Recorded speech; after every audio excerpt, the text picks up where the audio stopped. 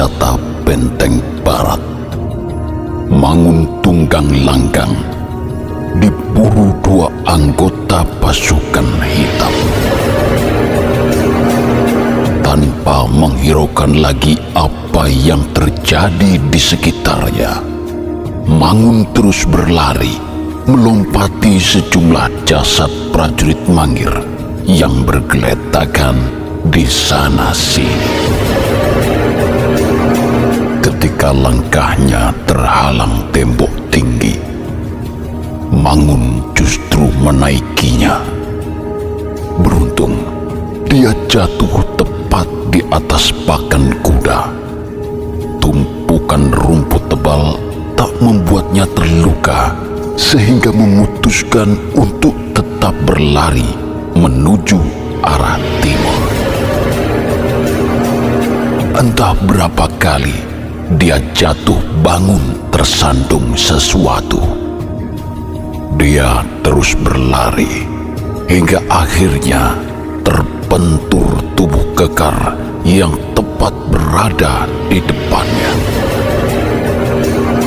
Setelah terlempar ke belakang dan mengamati sosok yang ditabraknya, Mangun langsung berlutut, lantas menempelkan wajahnya di tanah.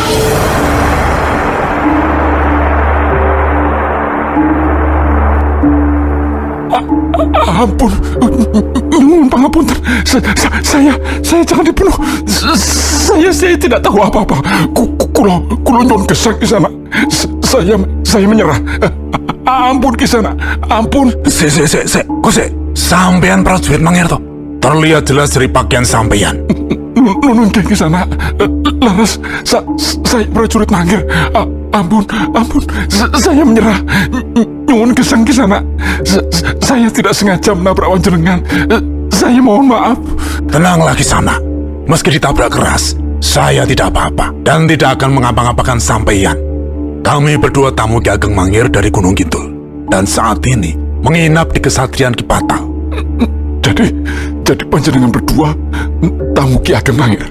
Leres Kisana. Saya Turaya dan sebelah saya ini Darpo. Sampean siapa? Dan kenapa sampai lari sifat kuping? Saya Mangun Kisana. Saya prajurit pemanah. Saya sebenarnya bertugas di Benteng Selatan bagian pojok timur bersama seorang teman. Tapi dia baru saja meninggal. Loh, jika sampean bertugas di selatan, kenapa baru saja lari dari arah barat? Ada apa di sana? Kok lambat-lambat kami mendengar suara keributan? Saya sendiri tidak tahu apa sebenarnya yang terjadi di Benteng Barat Kisana. Saya ke sana sebenarnya hanya untuk mengambil anak panah, karena persediaan panah di Benteng Selatan habis. Tapi begitu keluar dari gudang senjata, Benteng Barat sudah dipenuhi ratusan orang serba hitam. Mereka mengejar dan membunuh setiap prajurit Mangir yang mereka temui. Bahkan teman saya Damar juga terbunuh di sana. Karena itu, saya berlari ke timur untuk memberi laporan pada atasan saya. Piye Ki Darpo? Ternyata benar ada keributan di bagian barat. Gerombolan hitam-hitam yang dilaporkan pada Ki Patal sudah masuk wilayah inti Mangir. Celakanya, para pengageng Mangir sepertinya belum mengetahui kejadian ini. Prajurit ini agaknya orang pertama yang akan melaporkan keadaan di sana. Begini saja, kita tidak perlu lagi ke Pendopo Ageng untuk mencari Ki Patal. Langsung saja kita ke Benteng Barat. Kita hadang orang-orang hitam itu. Biar Kisana ini saja yang melapor pada atasannya. Seperti si Turaya, ojo krusa-krusu toh. Kita ini cuma tamu. Tidak ada ceritanya tamu ikut campur urusan tuan rumah tanpa izin. Apalagi kita belum tahu bagaimana aturan yang berlaku di sini. Kalau kita langsung membantu prajurit Mangir, bukankah kita seperti orang lancang? Apapun yang bisa kita berikan, sebaiknya tetap harus mendapat palilah dari Ki Ageng Mangir. Paling tidak, mendapat persetujuan dari Ki Patal. Tapi keadaannya sudah sangat mendesak, Darpo. Kalau kita harus meminta izin lebih dahulu, keadaan bisa menjadi sangat buruk dan membahayakan Mangir. Di samping itu, kita dan sedulur-sedulur Mangir tidak ada bedanya. Bukankah leluhur penduduk Mangir adalah juga orang-orang dari Gunung Kidul? Kita tetap tidak bisa seenaknya, Turaya. Kita tidak boleh lancang campur tangan pada keadaan yang kita sendiri belum tahu pasti seperti apa. Kita terlebih dahulu harus dapat penjelasan cukup dari pengageng Mangir. Iso bubar sakabehane, Darpo. Iso rampung urusane nek dalam keadaan seperti ini. Iso mikir unggah-unggulan berbahasa basi. Wes toh, ayo Gendang kita ke barat. Kita atasi dulu masalahnya. Jangan sampai ingin membantu menyelesaikan masalah, tapi malah menimbulkan masalah baru, Turaya. Kita harus tetap ngugemi Subosito sebagai tamu. Kabeh panggon ono tata kramane. Awak dhewe kudu percaya yen para pengageng Mangir yo duwe cara ngatasi masalah. Sebagai tamu, kita tidak boleh memaksakan diri, apalagi memaksakan kehendak. Nuwun sewu Kisana. Bagaimana kalau kita menemui Ki Jodok saja? Selama ini, Benteng Barat dan Benteng Selatan Mangir berada di bawah pengawasan dan tanggung jawab Ki Jodok. Sementara Ki Patal bertanggung jawab untuk Benteng Timur dan Utara. Karena kejadiannya di Benteng Barat, Ki Jodoklah orang yang tepat menerima laporan. Jika panjenengan ingin meminta izin, monggo, sebaiknya pada beliau saja langsung. Oh, begitu menurut sampeyan Kisana. Tapi kami belum pernah bertemu Ki Jodok dan belum tahu beliau itu ada di mana. Monggo ikut saya, Mahun. Sebagai pemanah Benteng Selatan, Ki Jodok adalah atasan saya. Jika beliau tidak menghadap Ki Ageng, biasanya beliau ada di kesatriannya. Saya tahu letaknya. Baik, Kisana. Saya setuju usul sampean. Bagaimanapun juga, kami tetap harus mendapat iktipalilah dahulu dari pengageng Mangir. Semuanya tetap harus ngugemi paugeran keprajuritan dan toto kromo pasrawungan di tempat ini. Tapi Darpo, Wes toh, ayo, melu.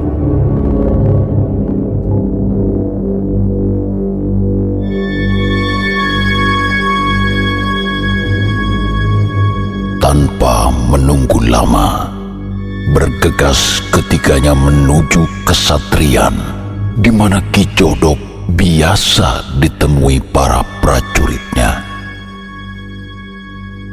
Baru saja mereka akan masuk gapura, Ki Jodok justru akan keluar menuju pendopo Wanabayan, di mana sebelumnya Ki Ageng Mangir telah memerintahkan para pengageng berkumpul. Hampir saja Ki Jodok menyuruh ketiganya menunggu jika Mangun tidak segera memberi laporan darurat Benteng Barat.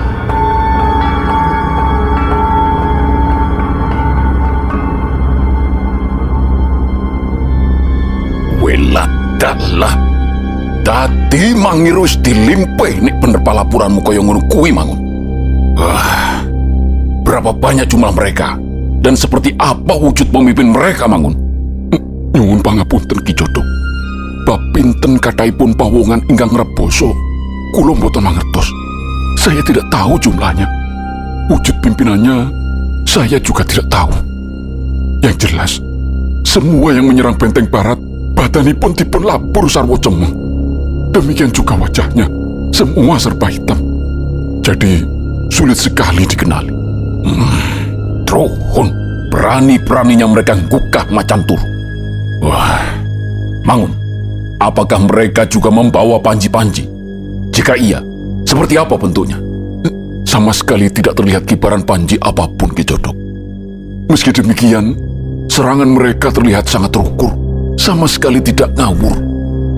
Para prajurit dengan mudah mereka lumpuhkan dalam beberapa jurus saja. Sempat saya menyaksikan ada yang dikeroyok 3 prajurit sekaligus, tapi seluruhnya terjungkal dalam beberapa sabetan saja. Setan alas. Jika memang demikian, mereka tentulah orang-orang yang terlatih dan tidak sembarangan. Mereka mengenal tata keprajuritan dan ilmu kanuragan. Tindakannya dengan tidak membawa panji sepertinya memang disengaja. Sudah pasti mereka adalah bagian yang menyerang Selarong juga. Di sana, Reksopoyo pasti juga menghadapi orang-orang terlatih. Nuwun sewu Kejodok. Sinaosa kula namung tamu wonten ing Mangir. Menapa kula dipun lilani menawi caos pambiyantu sak saged-saged kula. Saya berharap bisa melakukan sesuatu. Menapa malih retu ingkang dipun sandang Mangir ing wekdal samangke ketingal watosi. Nyun pangapunten, Kisanak Turaya tuwin Kisanak Darpo. Kulo kepeksa menggak pepingin panjenengan. Langkung sae, panjenengan berdua kondur wonten barak kesatrian. Beristirahat mawon. Biarlah masalah yang kami hadapi saat ini menjadi tanggung jawab kami sendiri. Panjenengan adalah tamu Ki Ageng Mangir. Kalau sampai terjadi sesuatu yang menimpa panjenengan kekalih, kulo tentu dipuntukani Ki Ageng Mangir.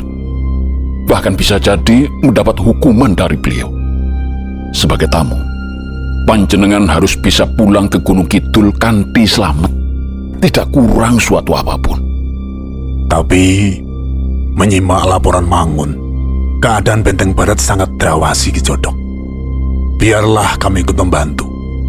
Sedaya ingkang tumempuh dhateng kula kekalih dados tanggal jawab kula. Bahkan jikapun kami harus mati saat memberikan bantuan pada Mangir. Sepisan malih, nyun pangapunten Kisana. Sebagai pengawas dan penanggung jawab Benteng Selatan maupun Barat, saya tetap tidak mengizinkan panjenengan tumut cawi-cawi babagan menika. Di samping saya memang tidak berhak memberi keputusan apapun.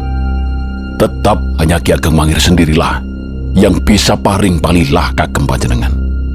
Pramila monggo, panjenengan kembali ke barak kesatrian di mana panjenengan beristirahat selama di Mangir ini. Mangun, aku perintahkan kamu untuk segera kembali ke Benteng Selatan. Temui Lurah Rawu, suruh dia memindahkan sebagian prajurit Benteng Selatan ke barat untuk menahan serangan musuh.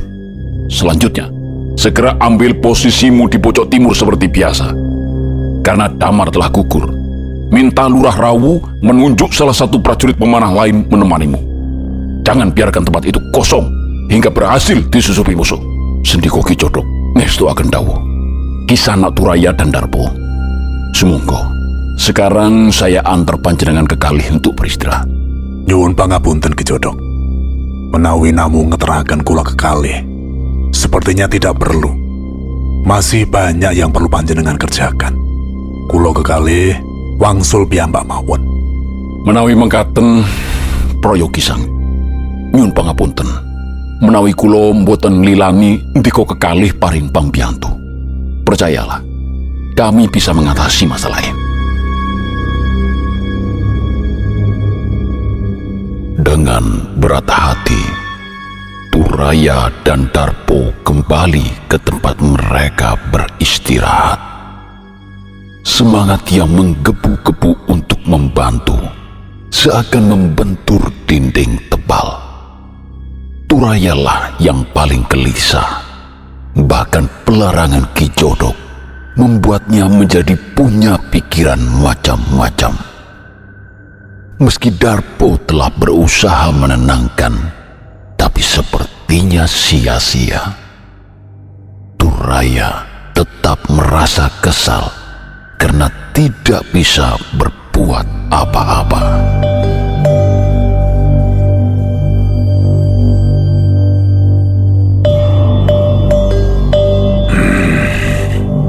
Kemas sekali aku rasanya.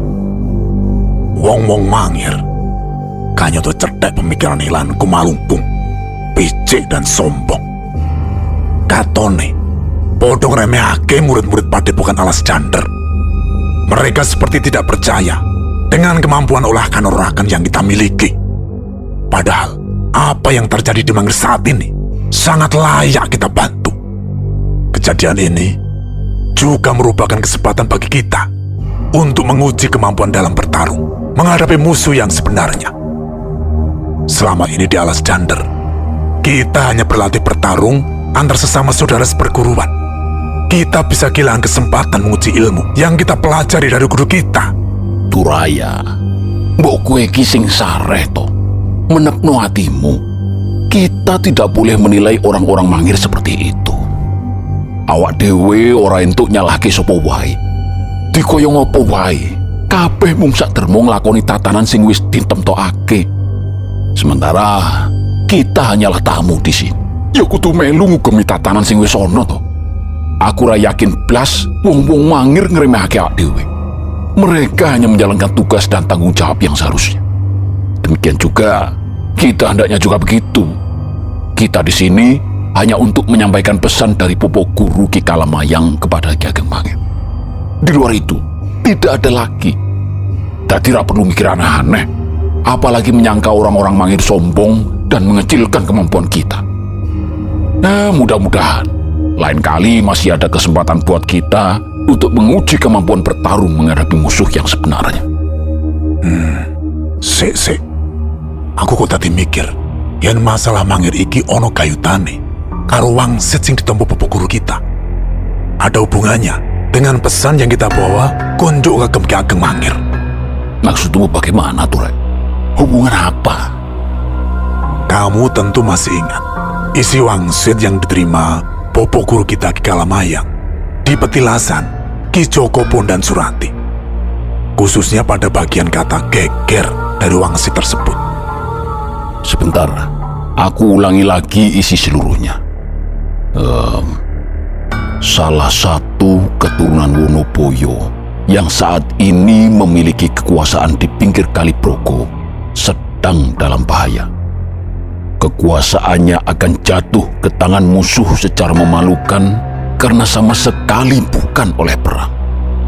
Betapapun hebat pusaka yang diwariskan Wonoboyo, tidak akan mengubah apa yang telah digariskan. Sebuah geger dalam waktu dekat akan terjadi, dan itulah awal dari segalanya. Bersiaplah menghadapi badai, karena peringatan ini hanya sekali dan tidak pernah ada lagi. Nah, koyo ngono to lengkap. Betul. Sekarang lihatlah apa yang terjadi saat ini. Sudah jelas Mangir sedang mengalami geger. Ya, mungkin masih berupa permulaan. Menariknya, dalam wangsit disebut bahwa geger itu bukan oleh perang. Nah, serangan yang terjadi di Benteng Barat saat ini belum bisa dikatakan sebagai perang. Menurut keterangan Mangun, pihak penyerang tidak membawa dan mengibarkan panji-panji perang sebagai tanda penantang. Selain itu, musuh juga menyerang secara diam-diam, tidak terbuka sebagaimana perang antara dua kekuasaan pada umumnya. Jadi geger yang dimaksud dalam wangsit hanya disebabkan oleh perusuh dan bukan oleh perang dalam arti yang sebenarnya. Menghadapi sekedar perusuh semacam itu, kemungkinan besar Ki Ageng Mangir tidak akan mengeluarkan pusaka tombak baru kelinding warisan dari leluhurnya Ki Ageng Wonoboyo. Namun ini justru sebuah kelalaian karena Ki Ageng mengecilkan ancaman yang datang. Kelalaian itulah yang akan membuat Mangir kalah dan menyebabkan kekuasaan Ki Ageng Mangir jatuh ke tangan perusuh tanpa harus melalui perang besar. Bila arti wangsit itu benar demikian, geger kali ini tentulah sangat besar akibatnya bagi kekuasaan Mangir selanjutnya. Tafsiranku orang ngono kuwi Turaya. Aku duwe panemu sing beda karo opo sing wis mbok jlentrehke mau. Nek manut panemumu piye, Darpo? Ini, geger bukan oleh perang itu bisa berbentuk dan disebabkan oleh apa saja. Banyak hal bisa menjadi sebab dan membuahkan akibat. Bukan oleh perang itu ya macam-macam. Bisa disebabkan oleh fitnah, bisa karena Nayaka Praja menyalahgunakan kekuasaannya seperti mencuri kekayaan negara untuk kepentingan diri sendiri atau kelompoknya. Malah bisa juga karena perempuan atau lainnya. Fitnah yang dibiarkan berkembang menyebabkan Nayaka Praja dan rakyat menjadi terpecah belah, termakan berita bohong yang digoreng terus-menerus seakan-akan sebuah kebenaran. Meski pemerintahannya sudah bekerja keras menyejahterakan rakyat, namun fitnah yang sudah terlanjur menyelusup ke tulang sumsum, jika dibiarkan akan membuat berantakan semuanya. Apalagi jika yang termakan fitnah itu adalah kalangan prajurit bersenjata berikut para penggedenya. Pemerintah yang seharusnya mereka jaga bisa dikhianati. Bahkan sangat mungkin timbul kerusuhan di mana-mana hingga menyebabkan wibawa pemerintah tumbang dan kekuasaan hilang. Nah, yang lainnya, jika para nayaka praja tidak bekerja dengan lurus dan berubah jadi maling, mencuri harta negara menggunakan jabatannya, negara juga akan kesulitan memuliakan rakyatnya. Penyalahgunaan wewenang akan memunculkan jurang perbedaan tingkat kesejahteraan yang sangat mencolok di tengah rakyat. Yang kaya akan makin kaya dan berkuasa. Yang miskin akan tambah miskin dan menderita. Hal ini juga akan memicu terjadinya pemberontakan yang berakhir dengan hancurnya pemerintahan bukan oleh perang antar dua kekuasaan. Nah, selain dua penyebab itu, perempuan juga sering dimanfaatkan pihak-pihak yang berkepentingan dalam rangka memenuhi tujuan tertentu. Lihatlah simbol peristiwa yang sering ditampilkan dalam lakon wayang. Dewi Kendari sering digunakan Pati Sengkuni untuk melancarkan sekian banyak akal bulusnya. Ingat juga, yen ono unen-unen wanita wiso tumrapi pangwoso dan kekuasaan. Jadi menurut pendapatku, geger yang disebabkan bukan oleh perang itu belum tentu gegeran seperti yang kamu maksud. Apalagi menyangkut pautkan kejadian dengan benteng barat saat ini. Suraya, sebaiknya kamu tidak usah berandai-andai terlalu berlebihan. Cuma gara-gara ingin bertarung dan bertemu musuh yang sebenarnya, kamu sampai melakukan godak-gaduk waton muni. Godak-gaduk yang tidak gaduk sama sekali. Jadi, ada baiknya kita menunggu perkembangan selanjutnya. Mudah-mudahan orang-orang Mangir segera bisa menyelesaikan masalahnya dengan cepat. Tapi bagaimana kalau pendapatku kali ini benar, Darpo? Bagaimana jika Popo Guru justru murka? Karena saat Mangir dalam bahaya, bahkan menuju jatuh, kita berdua tidak melakukan apa-apa. Cuma cari aman. Cuma beristirahat di tempat ini. Lungguh silo karo kendangan dengkul. Kenapa kita tidak berkaca pada Popo Guru kita, Ki Kalamayang maupun Eyang Guru Ki Waringin? Para sesepuh Allah Dandat itu selama hidupnya selalu setia menjadi abdi dengan merawat dan menjaga petilasan leluhur Mangir di Gunung Kidul. Murid macam apa kita ini jika tidak bisa mencontoh pengabdian para Popo Guru kita?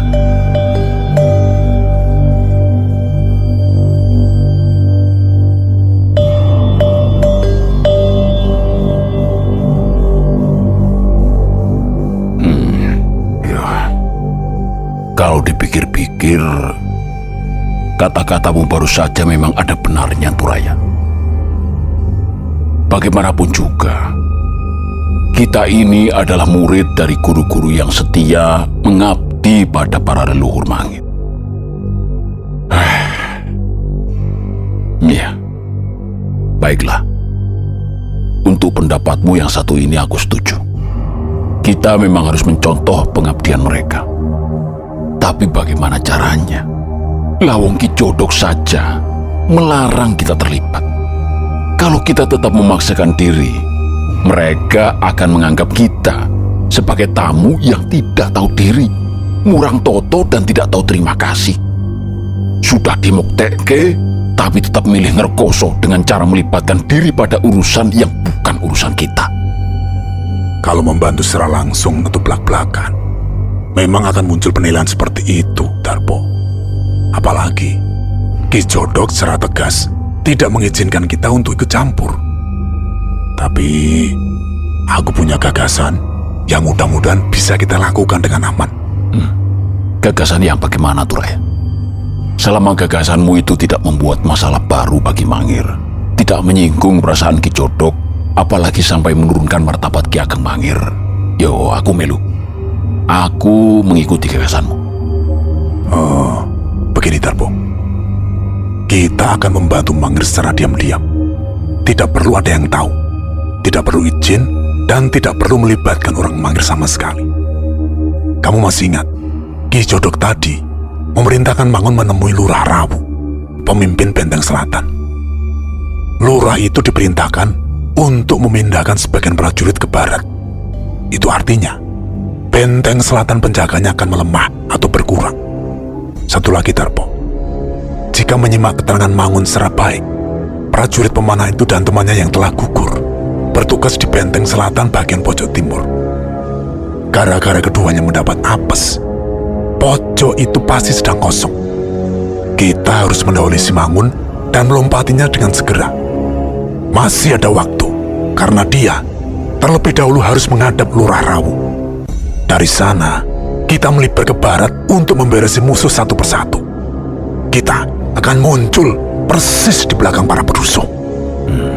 Gagasanmu menarik, Turaya. Ya, aku setuju. Wis, ayo, mangkat saiki. Ojo kesuwen.